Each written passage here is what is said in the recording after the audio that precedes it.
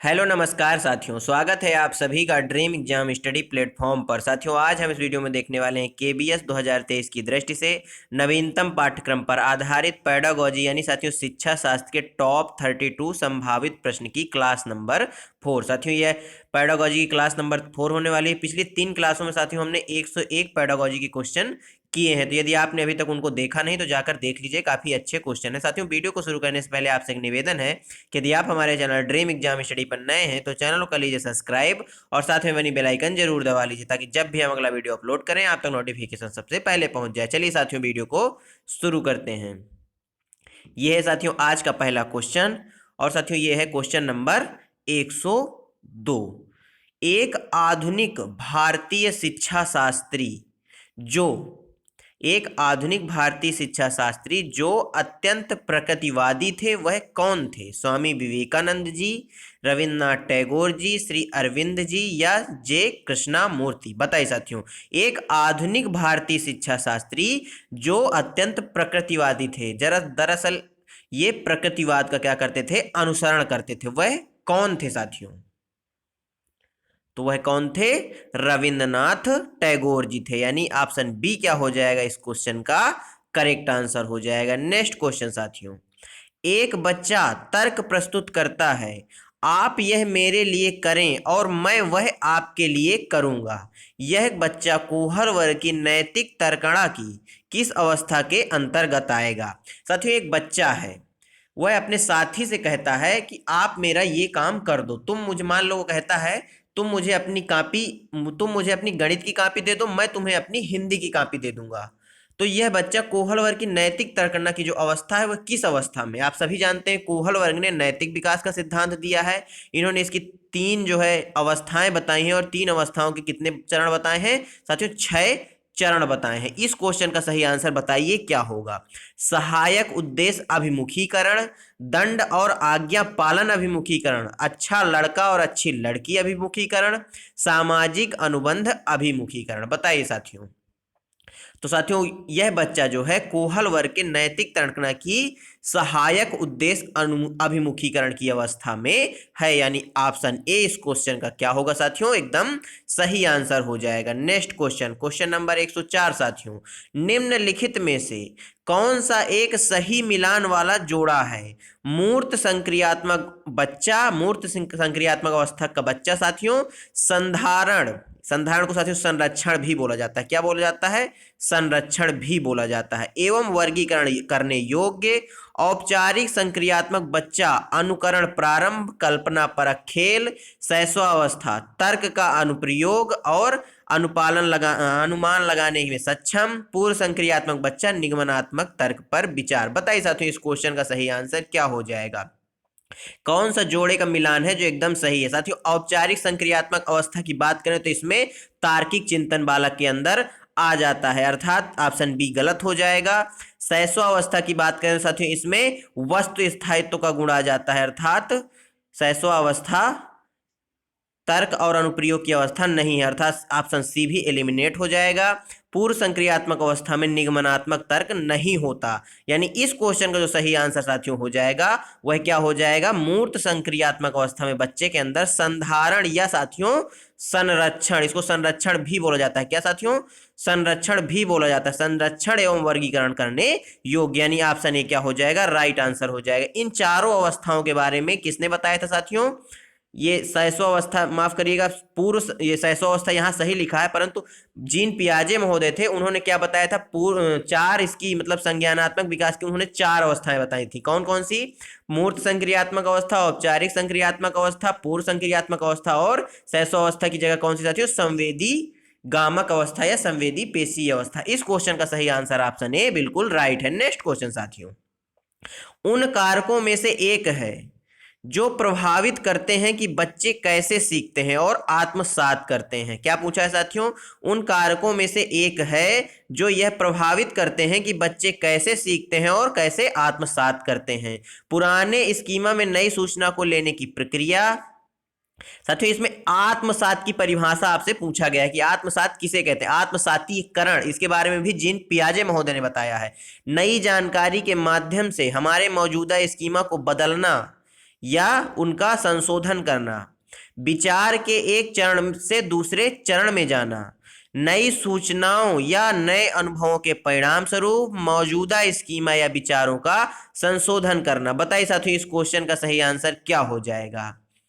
तो साथियों जो आत्मसातीकरण होता है वह होता है पुराने स्कीमा में नई सूचनाओं को जोड़ना, यानी ऑप्शन ए क्या हो जाएगा, सही आंसर हो जाएगा। नेक्स्ट क्वेश्चन साथियों, सामाजिक संरचनावादी दृष्टिकोण के अनुसार अध्यापक की भूमिका डॉट डॉट की होती है, मूल्यांकक की होती है, प्रशिक्षक की होती है, व्याख्याता की होती है, या उपयुक्त में से कोई नहीं। बताइए साथियों इस क्वेश्चन का जो सही आंसर है वह क्या हो जाएगा। एक सामाजिक संरचनावादी कक्षा है, उसमें एक सामाजिक संरचनावादी जो दृष्टिकोण है उसके अनुसार अध्यापक की भूमिका क्या होती है। तो साथियों उसमें अध्यापक की एक प्रशिक्षक के रूप में भूमिका होती है, यानी ऑप्शन बी क्या हो जाएगा, इस क्वेश्चन का सही आंसर हो जाएगा। नेक्स्ट क्वेश्चन साथियों, कोहल वर्ग के सिद्धांत के अनुसार नैतिक तार्किकता डॉट डॉट पर निर्भर करती है, संदर्भ पर, बाह्य उद्दीपक पर, प्रशिक्षण पर, या विकास के चरण पर। बताइए साथियों इस क्वेश्चन का सही आंसर क्या हो जाएगा। कोहल वर्ग के सिद्धांत के अनुसार साथियों नैतिक तार्किकता डॉट डॉट पर निर्भर करती है। कोहल वर्ग ने किसका सिद्धांत दिया है साथियों, अभी मैंने पीछे भी बताया, नैतिक विकास का सिद्धांत किसने दिया है, कोहल वर्ग ने दिया है।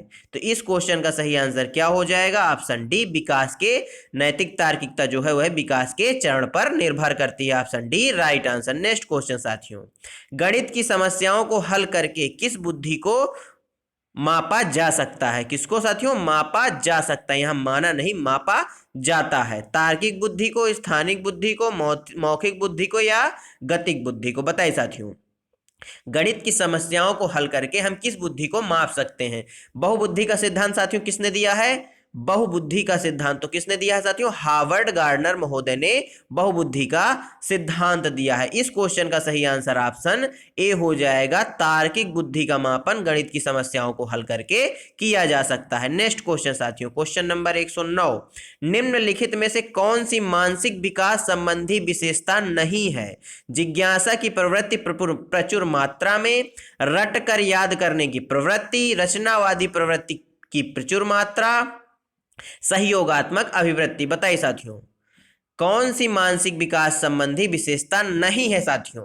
तो जहां साथियों रटने की बात आए वहां पर क्या होगा, वह मानसिक विकास संबंधी विशेषता नहीं है, यानी ऑप्शन बी इस क्वेश्चन का क्या हो जाएगा, राइट आंसर हो जाएगा। नेक्स्ट क्वेश्चन साथियों, 6 या 7 वर्ष का बालक दूसरे के विचारों को स्वीकार करने के योग्य नहीं होता साथियों, क्योंकि वह बहुत छोटा होता है, क्योंकि वह अहम केंद्रित होता है, क्योंकि वह बुद्धिमान नहीं होता, क्योंकि वह कल्पनाशील होता है। बताइए साथियों इस क्वेश्चन का सही आंसर। एक 6 या 7 वर्ष का बालक है जो दूसरों के विचारों को स्वीकार करने योग्य नहीं होता, ऐसा क्यों, क्योंकि साथियों उसके अंदर क्या होता है, अहम केंद्रिता का गुण होता है, यानी ऑप्शन बी क्या हो जाएगा, राइट आंसर। अहम केंद्रिता के बारे में किसने बताया साथियों, तो जीन पियाजे महोदय ने ही अहम केंद्रिता का परिचय दिया है। इस क्वेश्चन का सही आंसर ऑप्शन बी हो जाएगा। नेक्स्ट क्वेश्चन साथियों, विद्यार्थियों को विद्यालय में खेल क्यों खेलने चाहिए, यह उन्हें शारीरिक रूप से सशक्त बनाएगा,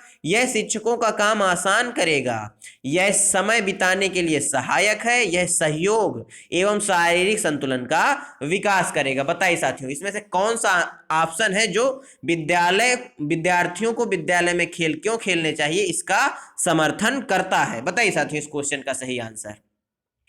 तो साथियों यह सहयोग एवं शारीरिक संतुलन का विकास करेगा, इसलिए विद्यार्थियों को विद्यालय में क्या करना चाहिए, खेल खिलाना चाहिए। इससे साथियों बालक का जो है सामाजिक विकास भी होता है, यानी ऑप्शन डी क्या हो जाएगा, एकदम सही आंसर हो जाएगा। नेक्स्ट क्वेश्चन साथियों, निम्नलिखित में से बौद्धिक वातावरण को प्रभावित करने वाला सबसे महत्वपूर्ण कारक कौन सा है, परिवार का वातावरण, पास पड़ोस का वातावरण, सांस्कृतिक वातावरण, या इनमें से कोई नहीं। बताइए साथियों इस क्वेश्चन का सही आंसर।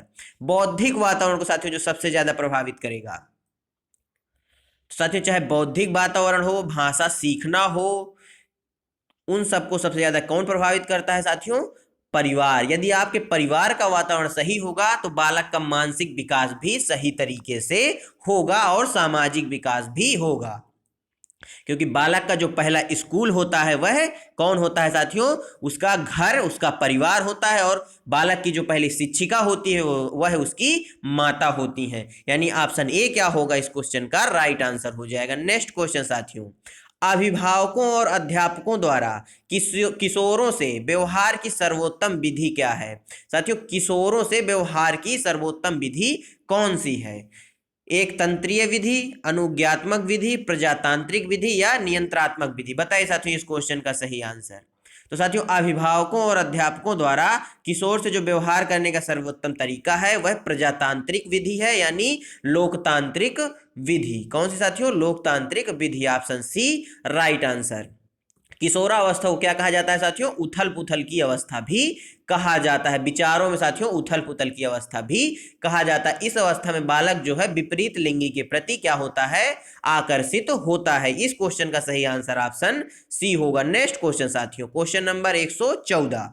यदि यह कहा जाए कि कक्षा 7 के बच्चे लिखना पढ़ना नहीं जानते तो इस परिस्थिति का सबसे महत्वपूर्ण कारण क्या होगा? विद्यार्थियों का मंद बुद्धि होना, अभिभावकों की लापरवाही, अवरोध रहित नीति, सतह एवं माफ करिएगा सतह नहीं, यहां पर सतत है, सतत एवं व्यापक मूल्यांकन का असंवेदनशील प्रयोग। बताइए साथियों, यदि यह कहा जाए कि कक्षा 7 के बच्चे लिखना पढ़ना नहीं जानते तो इस परिस्थिति का सबसे महत्वपूर्ण कारण क्या हो सकता है साथियों? तो साथियों, इस परिस्थिति का जो सबसे महत्वपूर्ण कारक वह होगा सतत एवं व्यापक मूल्यांकन का असंवेदनशील प्रयोग, यानी ऑप्शन डी क्या होगा? करेक्ट आंसर हो जाएगा। नेक्स्ट क्वेश्चन साथियों, विद्यार्थियों में नैतिक मूल्यों की श्रेष्ठतम स्थापना की जा सकती है लब्ध प्रतिष्ठ व्यक्तियों के भाषण द्वारा, पाठ्य सहगामी क्रियाओं द्वारा, प्रासंगिक साहित्य से या शिक्षक के अनुकरणीय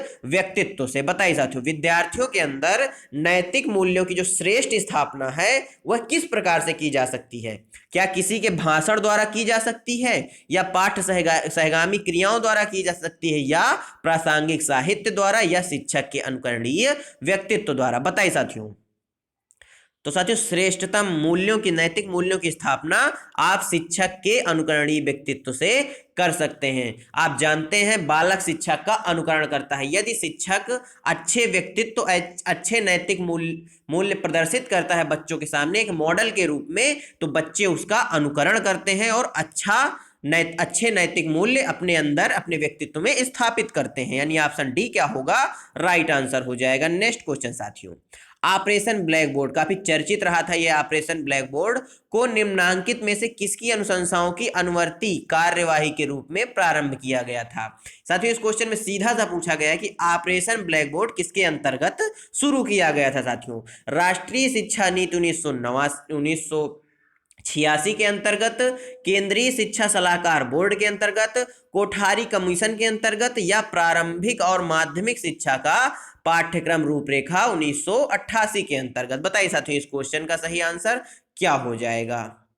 साथियों, वर्तमान में 2020 में नई शिक्षा नीति या राष्ट्रीय शिक्षा नीति आई है, वो किसकी अध्यक्षता में बनाई गई? जो हमारी नई राष्ट्रीय शिक्षा नीति 2020 है वह किसकी अध्यक्षता में बनाई गई? यदि आपसे पूछा जाए तो वह कस्तूरी रंगन जी की अध्यक्षता में बनाई गई। इस क्वेश्चन का सही आंसर ऑप्शन ए हो जाएगा। राष्ट्रीय शिक्षा नीति 1986 के अंतर्गत ऑपरेशन ब्लैक बोर्ड की अनुशंसा की गई थी। Option A correct answer. Next question साथियों, क्वेश्चन नंबर 117, शिक्षक को नया उपविषय या नया पाठ प्रारंभ करना चाहिए। शिक्षक स्वयं के अनुभवों से कर सकता है, शिक्षार्थियों में उपलब्ध कुछ रुचियों से कर सकता है, विषय के अवलोकन से कर सकता है, विषय के महत्व की व्याख्या से कर सकता है। बताइए साथियों इस क्वेश्चन का सही आंसर।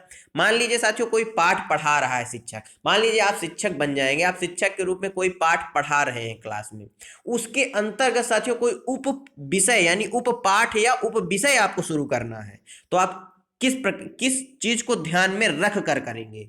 तो साथियों आप शिक्षार्थियों की उपलब्ध कुछ रुचियों के आधार पर या उनको ध्यान में रखकर ऐसा करेंगे। यानी ऑप्शन बी क्या हो जाएगा? एकदम राइट आंसर हो जाएगा। नेक्स्ट क्वेश्चन साथियों, एक शैक्षिक संस्था का अच्छा प्रधान वह है जो, साथियों प्रधान मतलब प्रधाना अध्यापक, शैक्षिक प्रशासन को समझता है और उसके सिद्धांतों को अक्षरंश लागू करता है, अनुशासनहीनता को सहन नहीं करता, लचीला रुख अपनाता है और मानवीय व्यवहार के साथ सहयोग पूर्वक कार्य करता है, शिक्षकों और विद्यार्थियों को उनके कार्यकलापों में स्वतंत्रता देता है। बताइए साथियों इस क्वेश्चन का सही आंसर।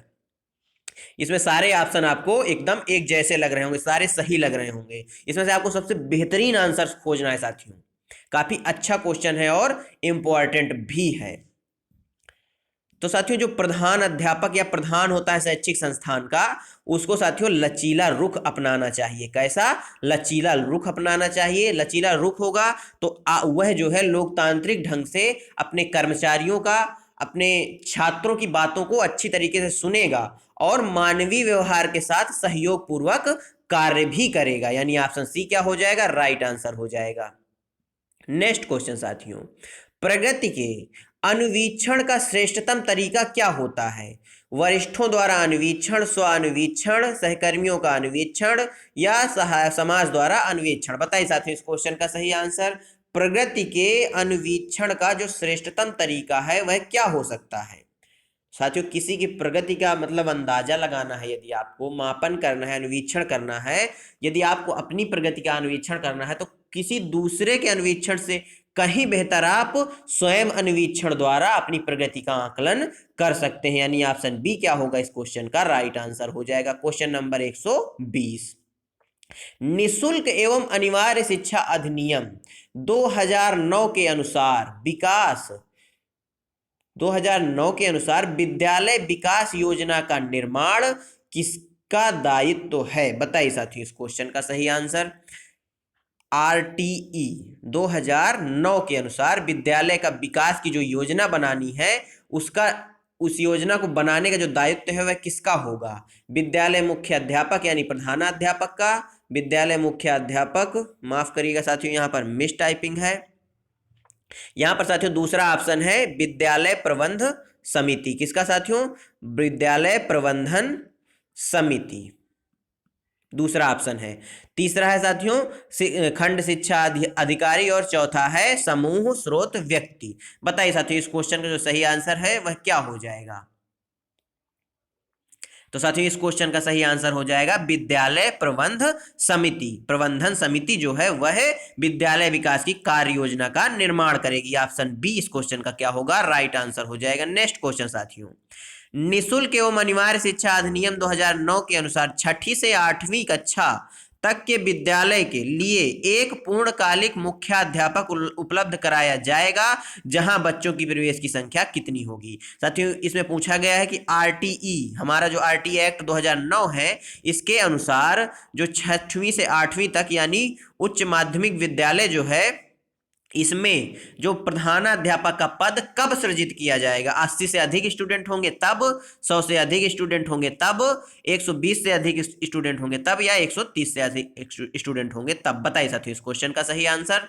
साथियों जब 100 से अधिक स्टूडेंट हो जाएंगे तब एक प्रधानाध्यापक का पद सृजित हो जाएगा। ऑप्शन बी क्या होगा? करेक्ट आंसर हो जाएगा। नेक्स्ट क्वेश्चन साथियों, विद्यालय के संदर्भ में सतत एवं व्यापक मूल्यांकन से क्या आशय है? शिक्षकों की कार्य दक्षता का सतत अन्वीक्षण, मूल्यांकन को पूर्ण अनुदेशन समय में न फैलाना, बालक अधिगम के पाठचर्या एवं सह पाठचर्या दोनों पक्षों का मूल्यांकन, अध्यापक को माता पिता और विद्यालय अधिकारियों वर्ग के प्रति उत्तरदायी बनाना। बताइए साथियों सतत और व्यापक मूल्यांकन का क्या आशय है विद्यालय के संदर्भ में? तो साथियों क्या आशय है? बालक के अधिगम के पाठचर्या एवं सह पाठचर्या दोनों पक्षों का क्या किया जाए? मूल्यांकन। यह आता है सतत एवं व्यापक मूल्यांकन के अंतर्गत। ऑप्शन सी क्या होगा? करेक्ट आंसर हो जाएगा। नेक्स्ट क्वेश्चन साथियों, विद्यालयों में शारीरिक दंड पर रोक लगी है बाल श्रम निरोधक अधिनियम द्वारा, राष्ट्रीय शिक्षा नीति 1986 द्वारा, राष्ट्रीय पाठचर्या की रूपरेखा 2005 द्वारा, आरटीई एक्ट अधिनियम 2009 की धारा 17 द्वारा। बताइए साथियों इस क्वेश्चन का सही आंसर क्या हो जाएगा? साथियों विद्यालय में शारीरिक दंड हो चाहे मानसिक उत्पीड़न हो, किसी भी प्रकार का दंड वर्जित है। किसके द्वारा? तो साथियों यह आरटीई एक्ट 2009 की धारा 17 के द्वारा रोक लगाई गई है इसके अंतर, यानी ऑप्शन डी क्या होगा, करेक्ट आंसर हो जाएगा। क्वेश्चन नंबर 124 सर साथियों, बच्चे कक्षा में अधिक रुचि लेते हैं जब शिक्षक मैत्रीपूर्ण व्यवहार करता है, विषय वस्तु समझने में बहुत सरल होती है, अध्यापक अच्छे व्यक्तित्व का धनी होता है, कक्षा कक्ष क्रियाएं बच्चों के अपने अनुभवों से निकट संबंध रखती हैं। बताइए साथियों इस क्वेश्चन का सही आंसर क्या हो जाएगा। बच्चे कक्षा में अधिक रुचि तब लेते हैं जब कक्षा कक्ष की क्रियाएं बच्चों के अपने अनुभवों से निकट संबंध रखती हैं, यानी ऑप्शन डी राइट आंसर हो जाएगा। नेक्स्ट क्वेश्चन साथियों, निम्नांकित में से कौन सा पद अवधारणा निर्माण क्रम में पहले आता है, संक्षेपण, अनुभव, विभेदीकरण या सामान्यीकरण। बताइए साथियों, किसी संकल्पना का निर्माण करना है, अवधारणा का निर्माण करना है या कॉन्सेप्ट का निर्माण करना है, तो उसका साथियों पहला चरण कौन सा है, तो पहला चरण है साथियों अनुभव है, यानी ऑप्शन बी क्या होगा, करेक्ट आंसर हो जाएगा। नेक्स्ट क्वेश्चन साथियों, विद्यार्थी अपने शिक्षक को आदर मुख्यतः उसकी किस विशेषता के कारण देता है। साथियों आप भी स्टूडेंट रहे हैं, आप अपने शिक्षक को आदर उसकी शिक्षक की किस विशेषता के कारण उसको आदर देते थे। आप अपने ऊपर इस चीज को अप्लाई करिए और इसका उत्तर बताइए। कानूनी अधिकार, व्यक्तिगत सत्यनिष्ठा और सद्भाव, लोकप्रियता और प्रभाव, प्रौढ़ता स्तर। बताइए साथियों।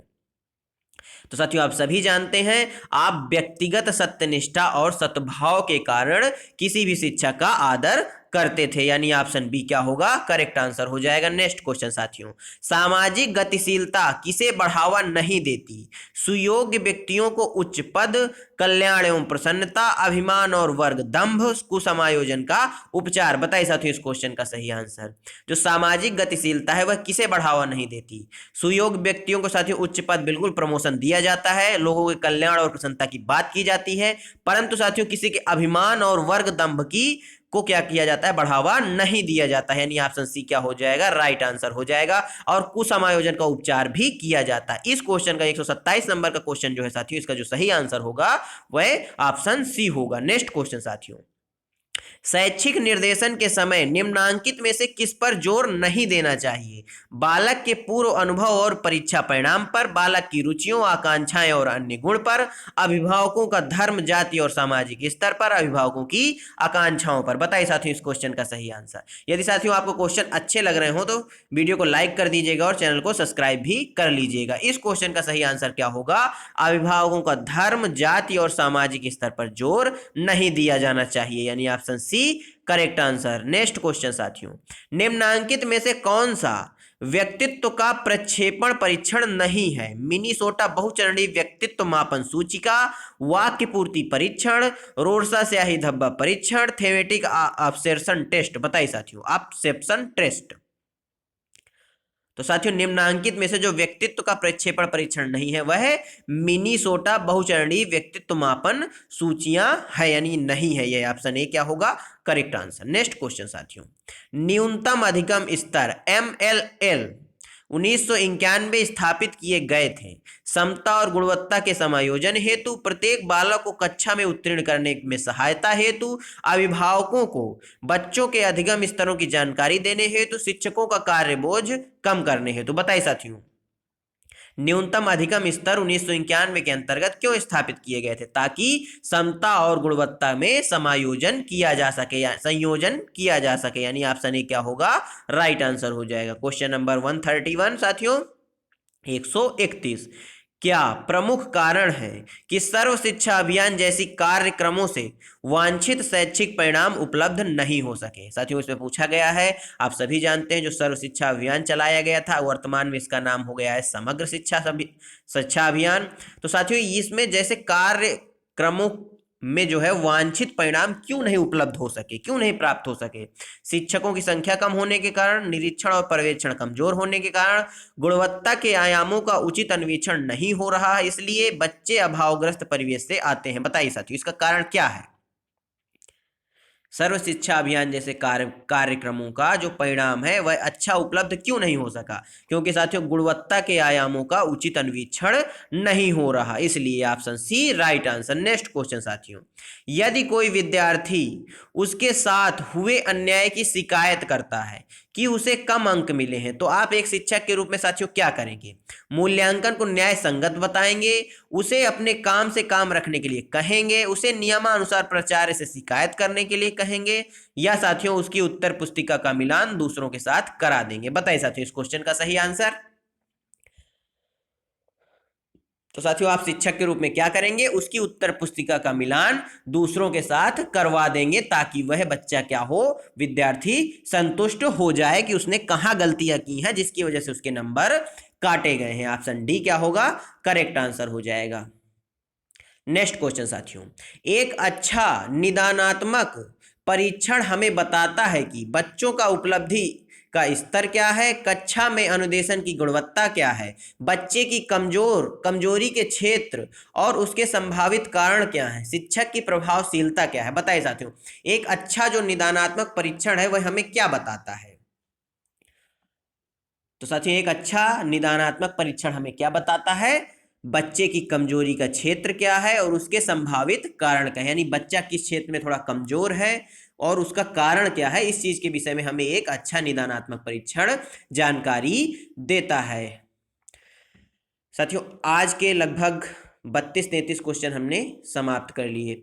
धन्यवाद साथियों आप सभी का हमारे साथ जुड़े रहने के लिए। टोटल साथियों हम 133 क्वेश्चन कर चुके हैं। अगली क्लास में हम आगे के क्वेश्चन करेंगे। यदि आपको साथियों वीडियो अच्छा लगा हो, क्वेश्चन अच्छे लगे हो, तो चैनल को सब्सक्राइब कर दीजिए, वीडियो को लाइक कर दीजिए और अपने दोस्तों के साथ शेयर जरूर करिएगा। मिलते हैं साथियों आपसे अगले वीडियो में, तब तक के लिए जय हिंद, जय भारत। अपना और अपनों का ख्याल रखिए, सभी का सम्मान करिए।